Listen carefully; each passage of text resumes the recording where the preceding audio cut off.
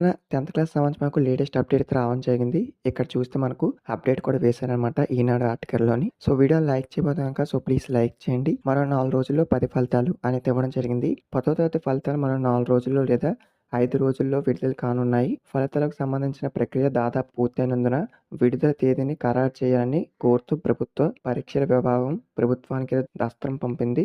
దాన్ని ఉన్నతాధికారులైతే ముఖ్యమంత్రికి ఆమోదం కోసం పంపిస్తున్నట్లయితే సమాచారం. ఈ నెల మనకు 2వ తేదీతో 10వ తరగతి ప్రధాన పరీక్షలు ముగియగా 15వ తేదీ నుంచి అయితే మనకు పేపర్ వాల్యుయేషన్ అయితే స్టార్ట్ చేశారనమాట. 15తో మనకు పేపర్ వాల్యుయేషన్ కూడా కంప్లీట్ అయిపోయింది. సెకండ్ నుంచి స్టార్ట్ చేసి సో, పరీక్షలకు మనకు దాదాపు 5,00,000 మంది పైగా విద్యార్థులు అయితే హాజరయ్యారు. సో, చూసారు కదా మనకు 4 రోజులు లేదా 5 రోజుల్లో ఈ యొక్క ఫలితాలు అయితే రిలీజ్ చేయనున్నారు. ఇదైతే మనకు లేటెస్ట్‌గా వచ్చిన అప్డేట్. సో, కొత్తగా వెయిట్ చేస్తున్నారంటే సబ్స్క్రైబ్ చేసుకొని పక్కన ఉన్న కూడా ఆల్ నోటిఫికేషన్ పెట్టుకోండి.